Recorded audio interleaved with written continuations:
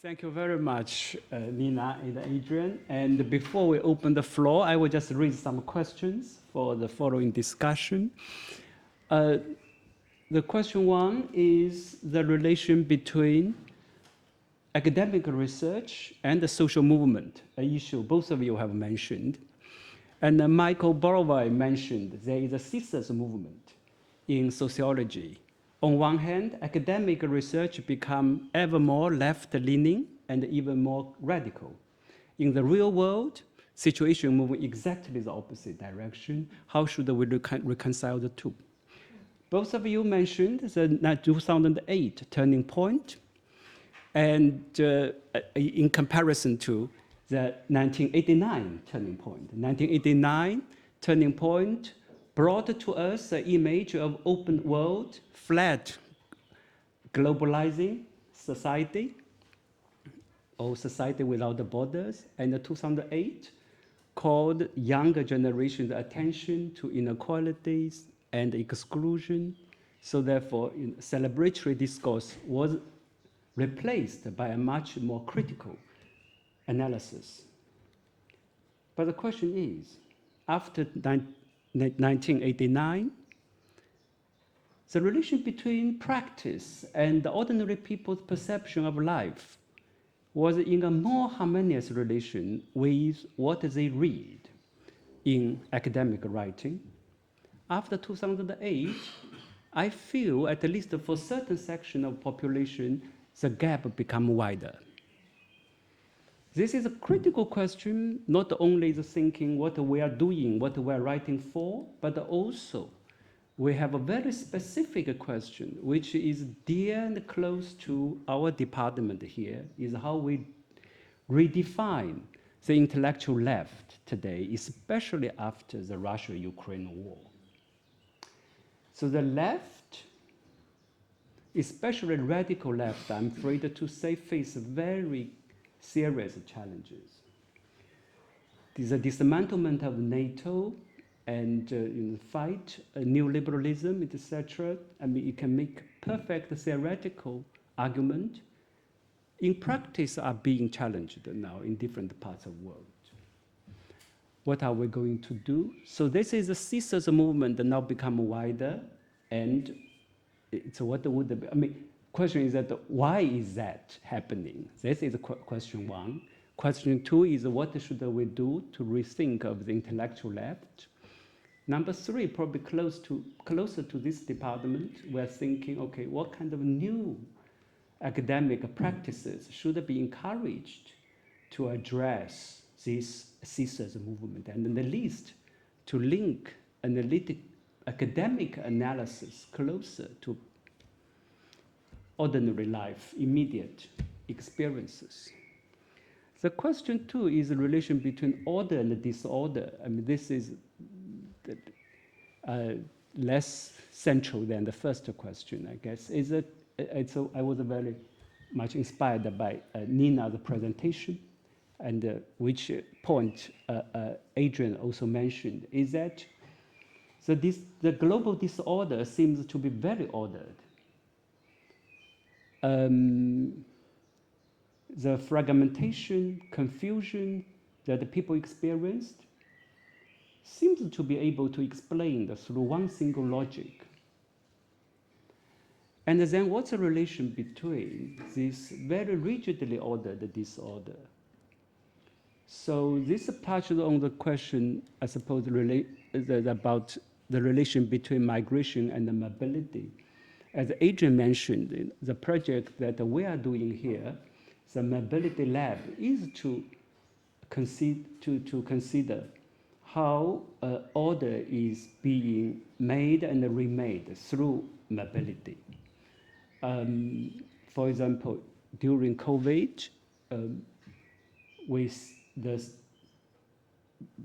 large number of populations are forced to stop mobility, but then a small part of population are encouraged and sometimes forced to move much faster.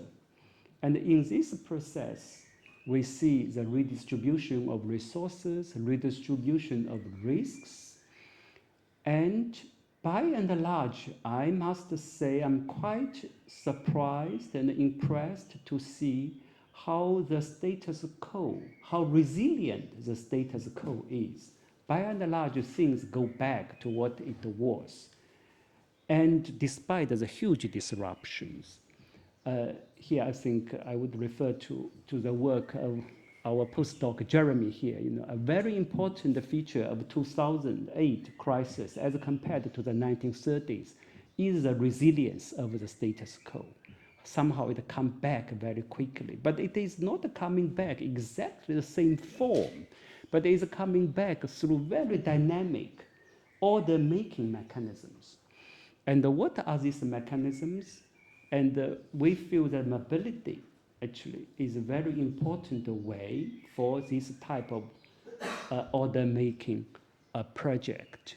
So this probably explains the seemingly paradoxical situation. On one hand, you have lots of disorder, chaos, it's immediate feeling. But then if you distance yourself from this specific chaos, you will see actually nothing changed, as if. So then this raises the question, what is the entry point for analysis and what's the entry point for political intervention? And the third question is about the relation between mobilization and the dispossession. I think it is both analytical and also political. I think that I completely agree that we can use the notion of dispossession to describe what's going on, but equally, it is plausible to use the term mobilization to describe what's going on.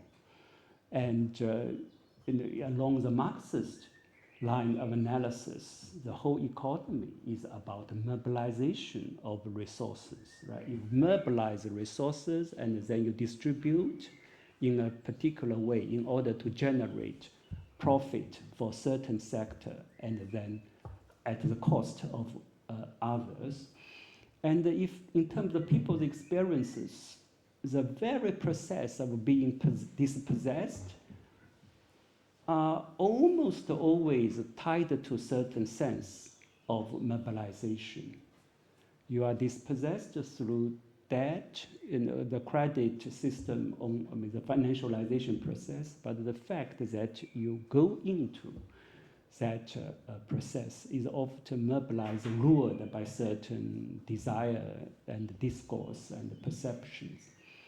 So the very crude, direct dispossession by force probably is not the main part of the story. So this is not to say that mobilization is a better concept than dispossession, but the question of mobilization, I'm wondering whether or not it will enable us to think the situation in a more structural way. So who are being mobilized by what forces, and who is doing the mobilizing work? So, and also, so this, so that's a little, then also I have a little, this is not academic at all, it's an entirely layperson's feeling, is that do people feel they are dispossessed? If you look at the, it's not, for most people I talked to, this is not their immediate feeling, as if someone come to deprive them. They, of course, feel unhappy, unfair, why other people get more than they do, they deserve better. But whether or not they feel being dispossessed, this is, we can analytically analyze, you are contributing more than you get, so you certainly deserve more. So therefore the gap is a part that you are dispossessed. Actually, that can be a very powerful message for the people to know.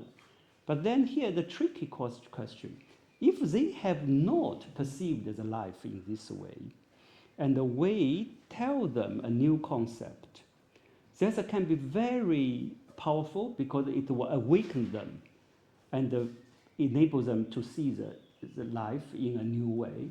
But it could also means that this language will fall into the deaf ears because they cannot recognize.